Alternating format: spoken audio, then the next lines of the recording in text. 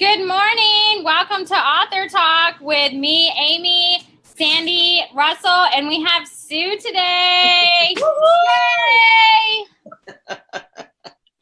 All right, you guys, good morning. It's Monday morning. It's 10. It's early. Good morning.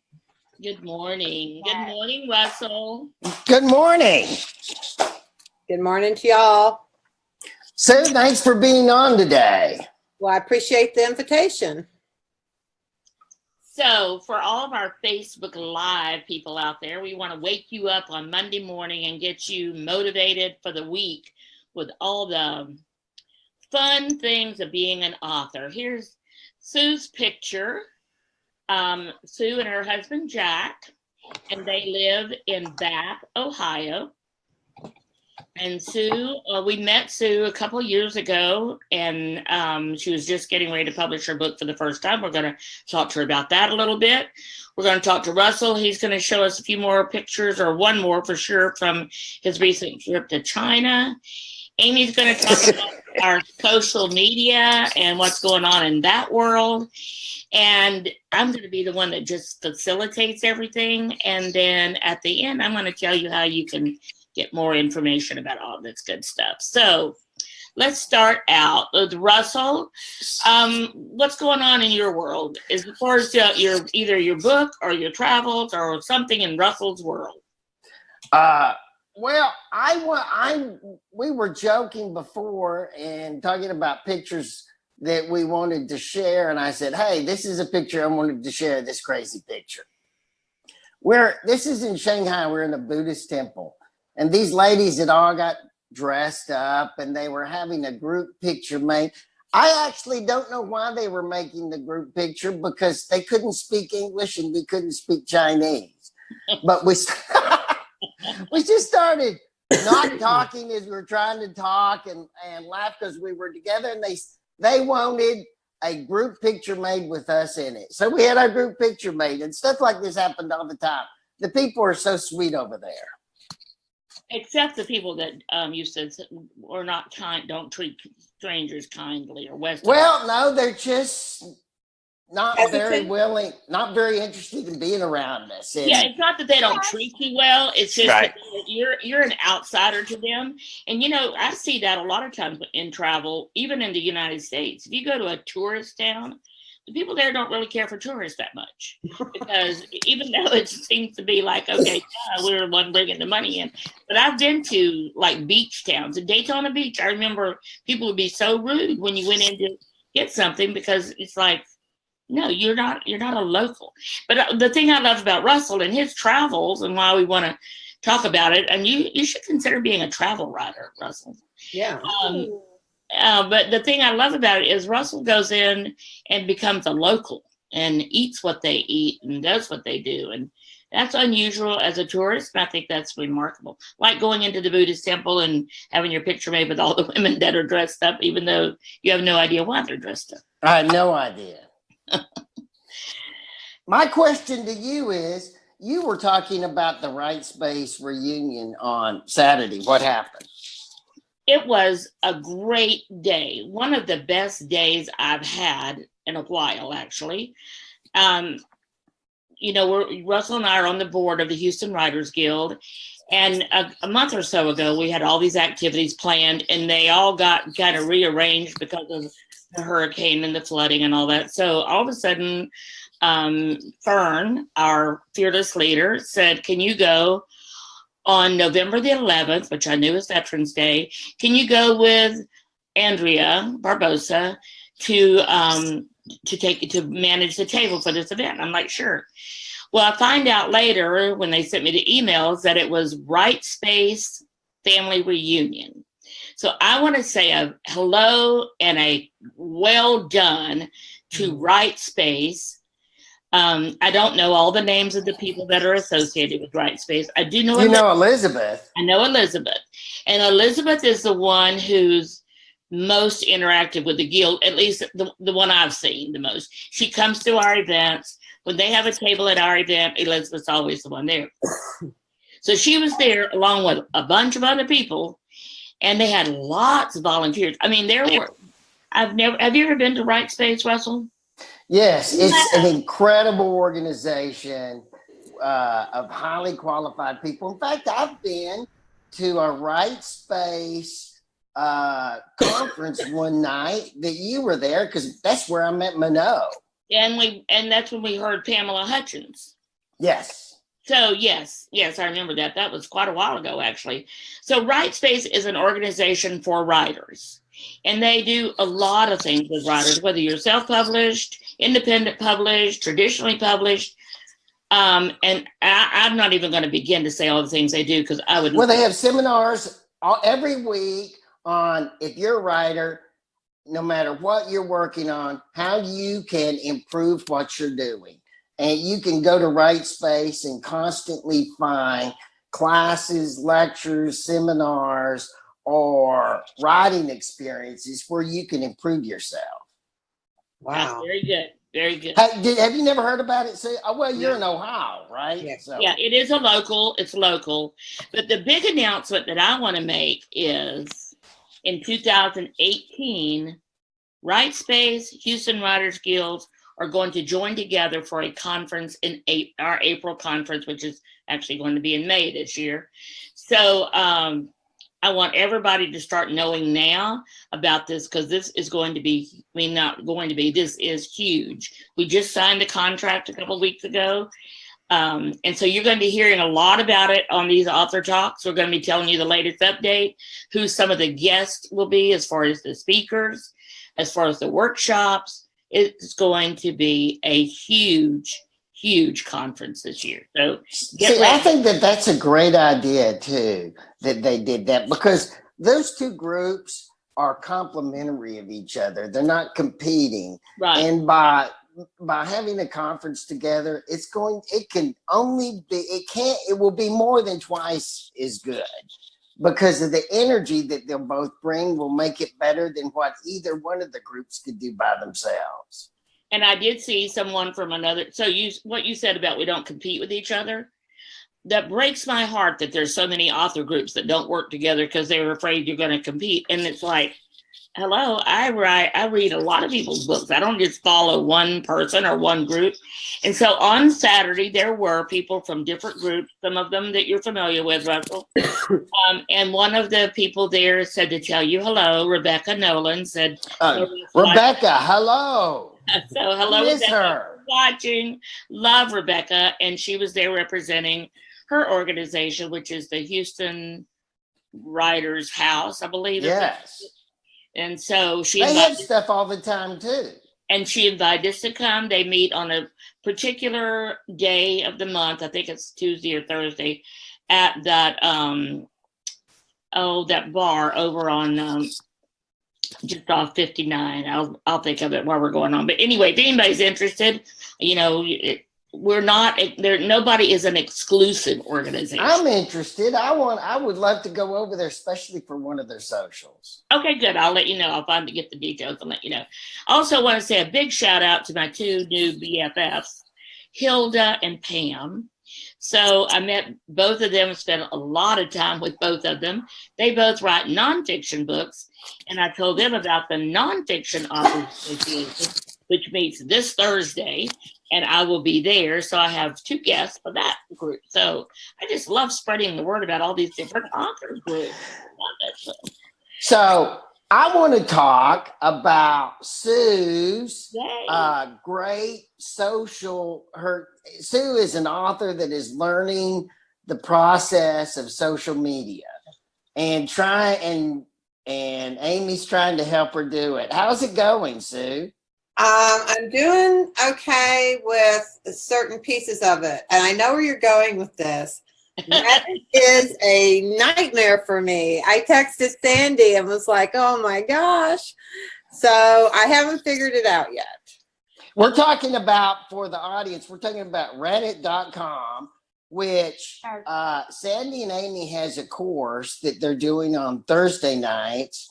And last week, their course featured several new platforms that you could do your social media on, right? Right. And Sue's in the course, And I actually presented on reddit.com, and I was really excited to hear this week how Sue has done on reddit.com since then. Well, I did go on more than once trying to find my way through the maze. It is a maze, isn't it? It is. It's interesting. I haven't posted anything. I know you said to post, and I haven't gotten that far yet, but I have been reading things, and some of the threads are old. Yeah. They're still up, but they're old. And so I was picking around there trying to find a more active thread. And I'm not super comfortable in social media, as everybody in the class knows. Well, that's kind of the point why you're doing these classes, right? Exactly. Because you have a book coming out. Yes. And the rule about you've got to have this media plan for 6 months before it comes out. You're working on it, aren't you? Yes, absolutely. Absolutely. And Sandy's helping me enormously with that. Amy, what's the stat? What's going on with Twitter now? Something new's happened with Twitter. Right. So as of like last week or 2 weeks ago, they upped their Twitter tweet count. So your character count now went from 140 or 170 to 280, which is nice. And a long time ago, they did it where photos doesn't count as a character anymore, which is fantastic. Oh, it doesn't? Photos don't count as characters? No. Wow, that's a big change. Yeah, but it's nice that it's 280 characters instead of 170. 140. Okay. So they Yeah, doubled. we haven't done that at all. So it's Okay, now I know you like it because you're constantly working on promoting your customers' material, right? I hate it. I hate it. There's too many words. well, And that's been the response from quite a few people, actually. Well, yeah, it's been a lot. It's different. So Twitter is kind of short, sweet, to the point. This is what I got. Here's my link. Have a nice day. Right. And it's made it where it's longer. You can add more words so it can be more salesy. So the way to be creative with that is to not be so salesy on it.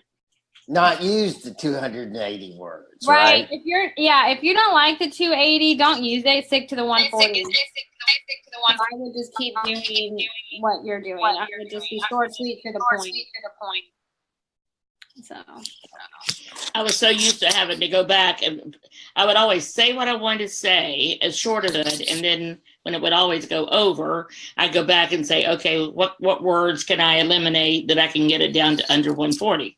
Well, I find it funny though, because everyone wanted it to be longer at 140, and now that it's longer, people don't like it. And it's like, you guys have to make up your mind. Like, now you can say more things, and people are upset by that.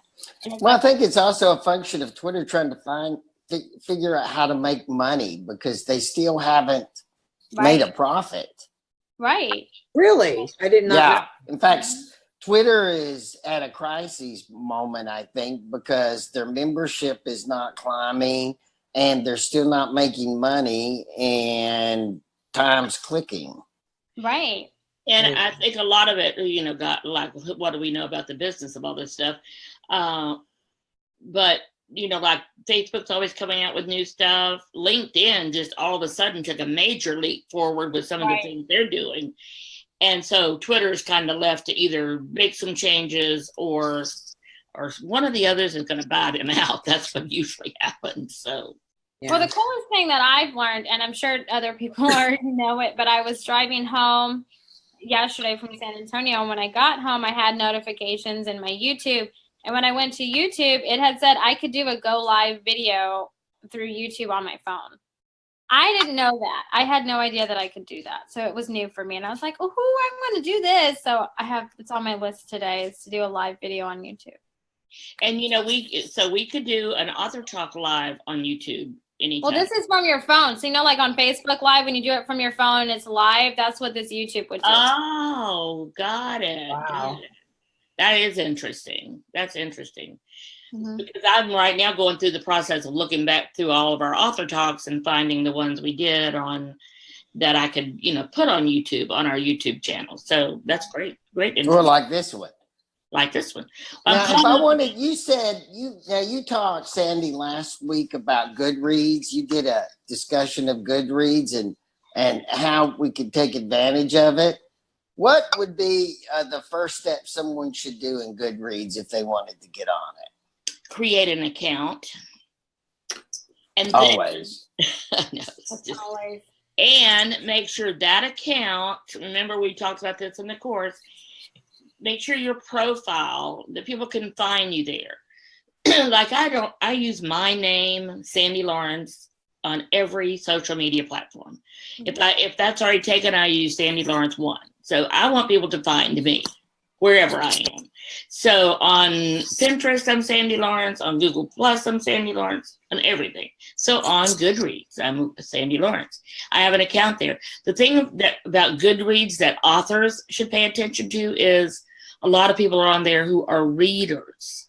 So even though we want to market ourselves to other authors, because authors are usually very much readers. Because yes, writers are readers. And they buy books. So authors see the advantage of buying a book.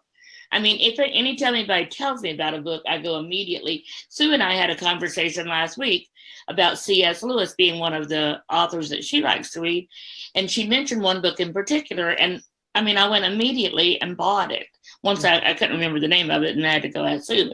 I bought that book and I'm reading it now on Kindle. I buy most of mine on the Kindle ebook. So, but I buy books. I mean, when I look at my list of books on Kindle, I have hundreds of books on there. Yeah. Authors buy books. And yet readers, but some of the time you want to just appeal to readers, and that's Goodreads. So it has authors and readers. You can connect your blog to Goodreads. You can connect your social media to Goodreads. And one of the things, as I explained, is like we want to be visible. And you want to be visible over here on Facebook and over here on Twitter and over here on LinkedIn and over here on Goodreads. But something you want to bring all those together so that your visibility is connected. And that increases your overall platform. So Goodreads is a great place to do that because you can share your Facebook page, you can share your Twitter, you can share your blog, you can share all the different aspects of your social life.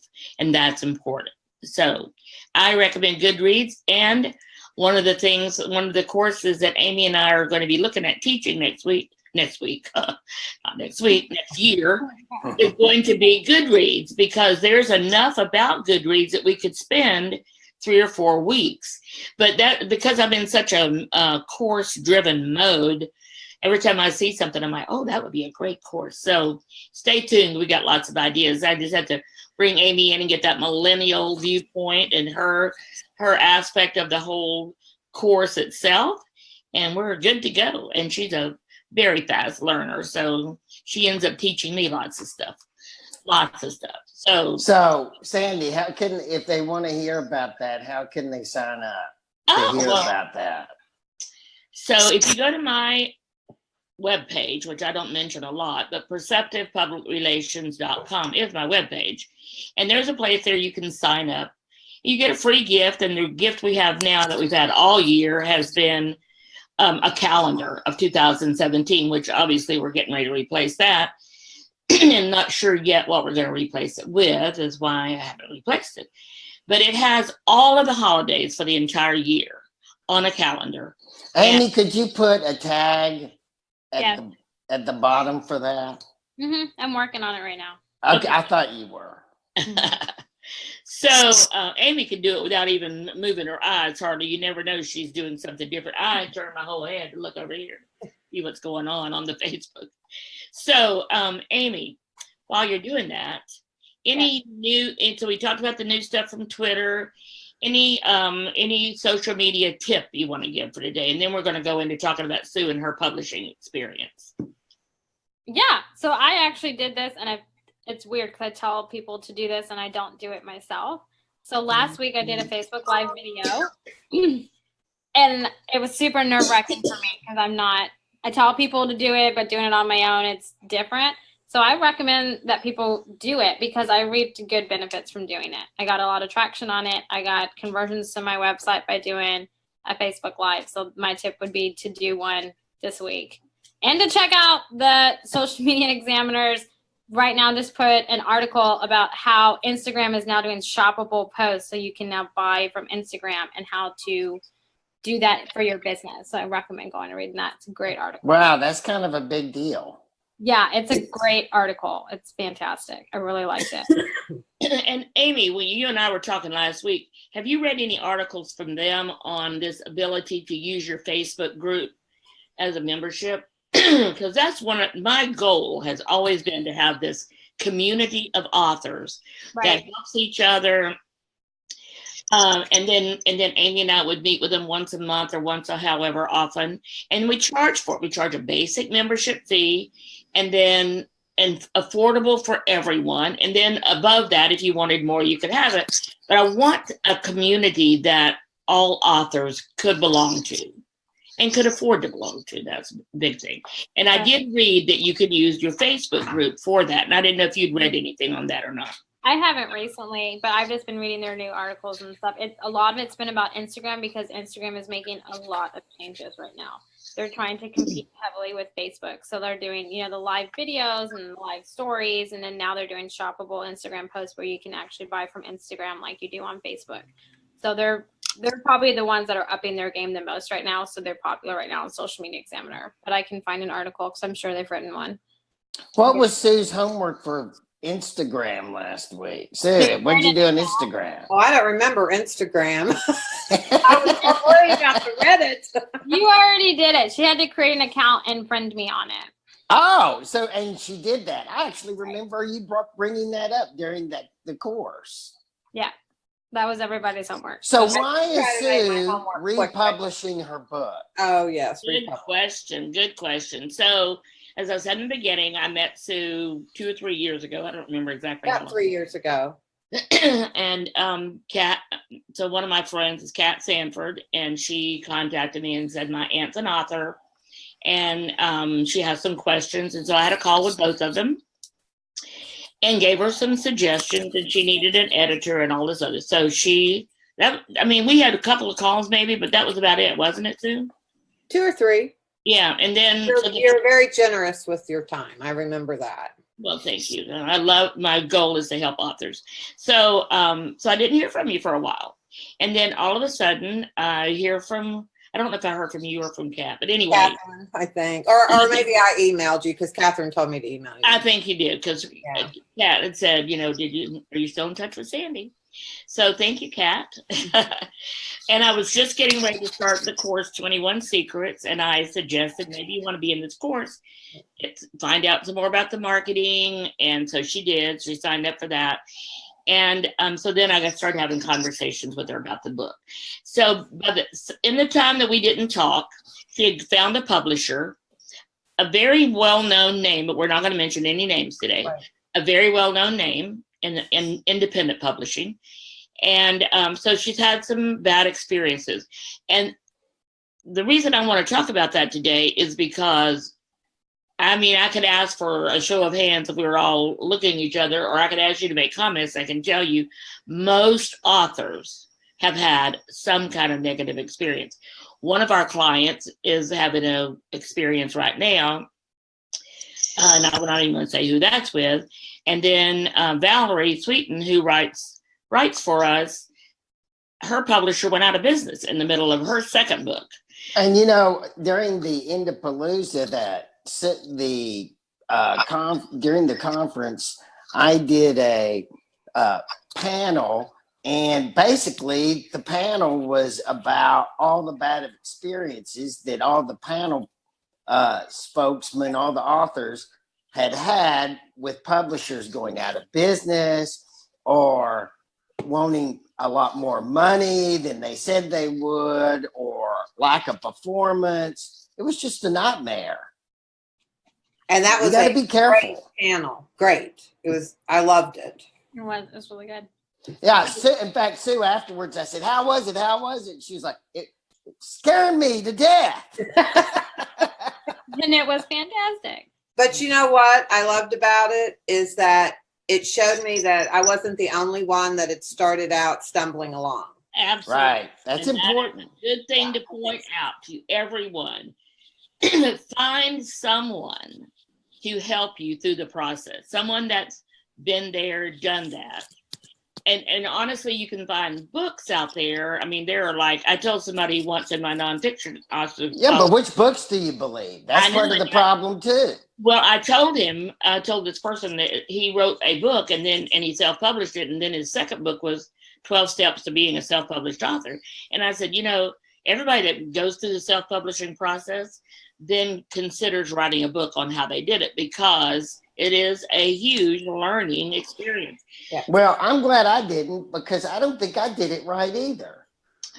But you did it as right as, you didn't do it wrong. Okay, let's say that. There are no wrong things to do. There are just some things that are better, some things less costly. And then every now and then you have something that really just blows up, like they go out of business or something. So Sue, tell me about your experience with them initially. Initially, I did a lot of research. I know you did. It isn't like I just threw a dart on the wall. I mean, I really did a lot of research. I listened to a lot of blogs.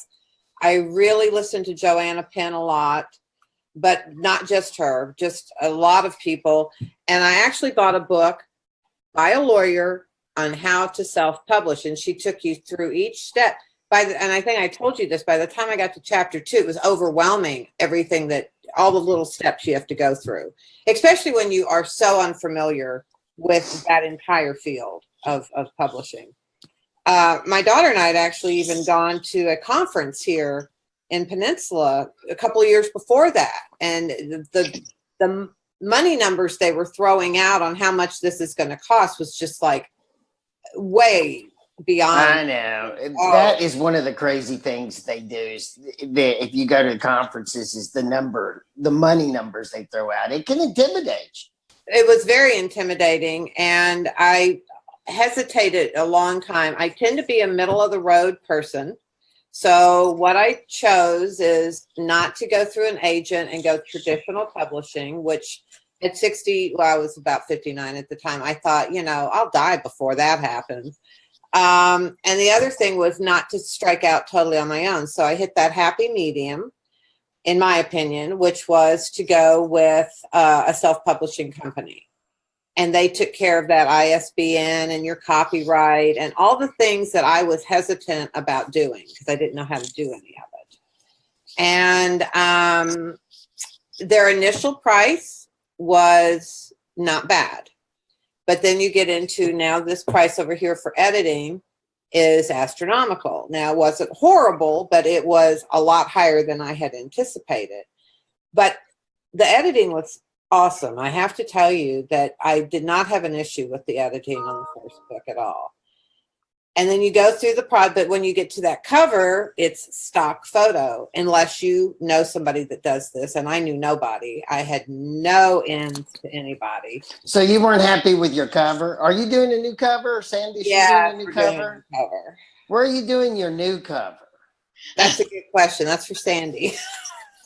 So Amy took one stab at it, and Amy did a great job. Sue just wanted a little bit older woman. So Amy's we have several people working on it actually. But what I did was reach out to my community, and so got all kind of responses. So we're going to have a lot of graphic designers and book designers in our resource file. Because we're now going through. The challenge is Sue kind of knows what she wants, but not exactly. And so hers is a cozy mystery. Most people, when they think mystery, think murder for me, like your book cover. Well, that's not what she wants. Hers is a cozy, it's fun. menopausal woman meets dead people. And they have a lot of fun as they solve the local crime and get rid of the local mob even. So it's not like little crimes. This is major stuff. But they're funny. They have, and Peg, aka Sue, all kind of funny comments like "Geez Louise," which is her response this morning when I said, "Can you be on any other topic?" So, what kind of cover? Where are you on the cover then? What do you want for your cover? What do you think? I want something fun. I don't want something that says serious, which is what I think I sort of have now. Yeah. And if you saw my cover now, you would think, what's that got to do with a murder or fun? Your cover, it's not that it looks serious or not serious. It just looks like trees. Well, that's because. Well, that breaks the rules, then, doesn't it? Well, no, not. I mean, once you read the book, you understand why it has trees. Yeah, but I mean, it breaks that's not what the rules have to pertain to. The rules have to pertain to it. The size of your thumb. The size of your thumbnail, right. It has to attract a potential reader. That's true. That's true. That is true. And I didn't, and that was the other thing is you just chose from stock photos. Right. And out of the thousands that I looked at, that was the only one that even came close to having anything to do with the storyline. And now my kids that live out of town loved this cover because it reminded them of home. Well, but it said nothing about what you were getting ready to read. And the picture you sent me this weekend would really remind them of home then. Yes. So, because she sent me a picture of their yard this weekend. So what I'm thinking is, so anyway, we're working on the cover and making it where it has something to do with the story and something fun. That's one of the aspects of doing it yourself. And Sue has chosen now, rather than going to a independent publisher, to do it herself, and we're helping her with that. Now, our company is Perceptive Public Relations. So Amy and I help, and the rest of our team, Amy's mom, Vola, and others help with getting visibility for our clients, for Russell, for Sue, for all the clients. We get so many, and Russell, you may have been one of the leading ones that started that have the book, but they're going through the publishing process. So we went through that with Russell. I mean, yeah, it was hard. It was. We sat down at his table once a week and went through filing everything with CreateSpace, looking at all the responses from CreateSpace. Here's what we're going to do. And that was everything with CreateSpace. We weren't looking for a cover designer, a person to do the interior design, all of that. So there are people out there that do nothing but that. They don't help with the publicity. And maybe they kind of flip the way I am, because I do that because if we're going to have a marketable book, then we want it has to be a marketable product. Right. And it has to look good, and it has to match her target market, and all of that kind of stuff. It's where I helped you, Russell, helping Sue, and help some other clients. Now, there are people out there that call themselves book shepherds or something in that category that do nothing but help you with that part. They don't help you with the marketing, don't help you with publicity, just help you get the book to that. And so I've met a few of those. Judith Brills, I think, is how you pronounce it. We should have Judith on sometime to talk about what she does. And I just met a publisher who has the publishing circle. She was actually in our class one night just observing, and she's very interested in helping with doing all that as well. So there are people to help you through the process. Right. And that's what we're helping. That's what we're doing. Well, but you don't know what you need until you absolutely trip over it. Yeah. And so as time went on and I wasn't happy with some of the situations, and I reached out to my niece again, and that's when she said to call you. But the interesting thing about all of this is when you do pull your books from a self-publishing company, even though you paid for everything, your manuscript's the only thing you take back with you. Your cover's gone, your formatting's gone, your editing's gone. Everything stays with them because they own it. So now you go and you have to start repaying all of that for those services. And that's fine. I mean, I live and learn. You know, I made a mistake in a way. Well, Sue, that's the warning you're giving everyone right now, is they're working on how they're going to do it, is know this if you don't like it. But there was a place that you could get your own editing with this company. You could get your own cover and you could do your own formatting. I didn't know how to do any of that. Right. And I didn't have any avenues to go down to find out how to do that. And as much as I love Joanna Penn, she is in the UK. So that's a, you know, geographical issue right there, because I wanted people in the US. So I've learned a lot, and I'm sure I'm going to keep learning. But I don't think it was wasted money as much as it was, adventure's too strong of a word, but it was a good start, and it makes me more aware of what should be done and what shouldn't be done. And I was, I can't remember if I told Sandy this or not. I ran into somebody at our local post office. I live in a really small township, and he's an author, and he's self-publishing through another company. And I said to him, come back and talk to me in a year, because he doesn't want to pull out and change anything. And I don't want him to. I mean, I get it. I have been where he is at, and he just wants his book out. And I understand that too. And that's a great thing. Amy, let's remember that statement. That is a great thing for marketing. They just want their book out. Yes. They just want to get the book out, and they don't know how. So one of the things I want to say as we reach a conclusion here and we reach a close is, Sue, I want to ask you this one question. So you said you chose the self-publishing company, and you read the book first, and that was overwhelming. But you didn't talk to anyone to recommend you to do a self-publishing company, or someone that I did all the research on my own. Okay, that's what I thought. Yeah. Right. So that's what I called them.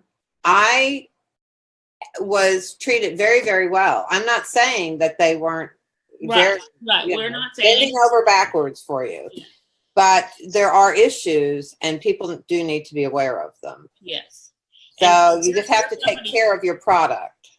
And it's your responsibility. When it's a self-publishing company, their job is not to take care of your book for you. Their job's not to sell your book for you. No. Their job's not to market your book for you. Their job is to take your manuscript and get it published. That's exactly what their job is. And that's what you pay for. Yes, that's what you pay for. Now we could talk And there's nothing wrong with that. I don't have an issue with that. No, absolutely. As a matter of fact, I'm working with someone, sort of working with him, we'll work with him more, who went to Mascot Books after hearing Shanna Lee. So Shanna Lee, hello, how are you? And he sent me the contract, and I'm communicating with them because they want to know what exactly I'll do and then what they're due, and they're going to work with me on that. So the big thing is that I want to say is, find someone to talk to. Yes. Someone you can bounce your questions off of, because your questions will be different from Russell's. Your questions will be different from Sue's or Amy's. You have a particular book, you have particular goals, and you want someone that can help you with cost-effective, how many hours are involved in it, how much time you have to do it versus how much time you want somebody else to do it.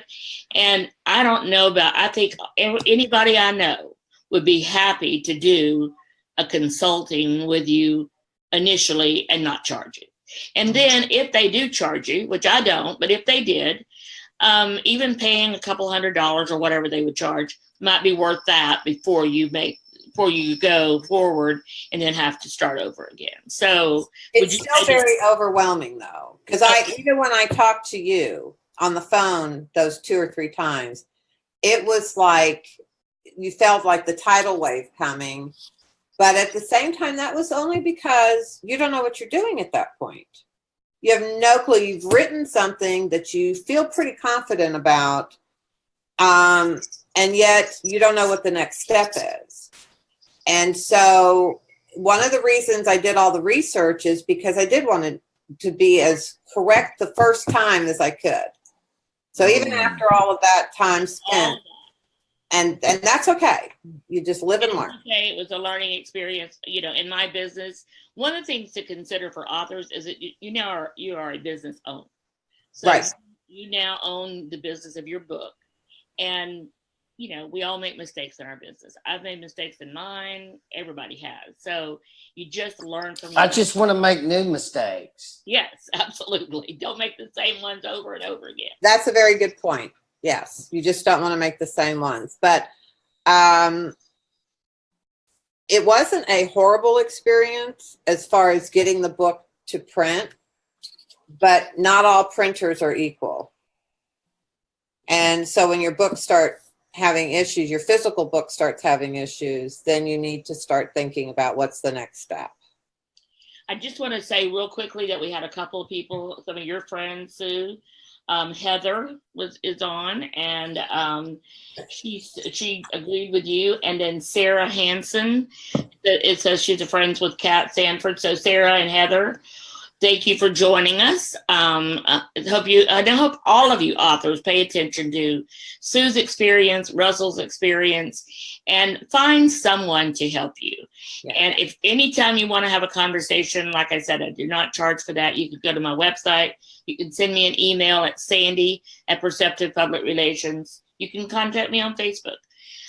Be happy to talk to you and give you some suggestions and see what is the next step for you, or what is the best way that you can go to get your book. I just want to get my book out. I love that. What's your step this week, Sandy? My step this week? Yeah, as we close. It's not close. I'm getting ready for the 4th week in our course.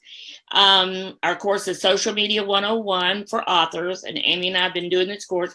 We are moving the date, so all you people that said I can't do Thursday nights, we're going to have the course tomorrow night. I'll be sending out emails to everybody that's in the course later this afternoon. So tomorrow night, 7 p.m. And Jim Enderley, I hope that means you can join us, because you're the one that said Thursday nights this wasn't a good night for you. So this week we're talking about, besides the traditional social media and then the new ones we introduced last week, we're going to talk tonight about being social. And that's going to be with your Facebook, your blog, your YouTube videos, just videos, period. All those other ways that you As opposed to being nice. That's what I get lectures about. Not being social, being nice. Well, personally, I kind of like nice and social. Okay. So we're going to go. That's my. So we have to. You're going to be talking about being nice and social. Nice and social. Yeah. I'm going to talk about being real. You weren't sure if I was kidding or not at first. Just a second. You just kind of looked at me. Russell, I never know if you're kidding. Okay. So, any last word from you, Russell? Any last word from Sue, or about the whole publishing? No, I'm pretty well. I mean, you've got to find somebody to help you that knows what they're doing, is what it boils down to. Because there's all too much of it. And that was Amy's dog, wasn't it? I didn't realize we're overpopulated with chihuahuas with this. That's okay. You have like 10 chihuahuas, don't you, Amy? No, I have 2. And then I have 2 kitties. But it sounds like 10, so yeah. Yeah. So have a good week, Sandy.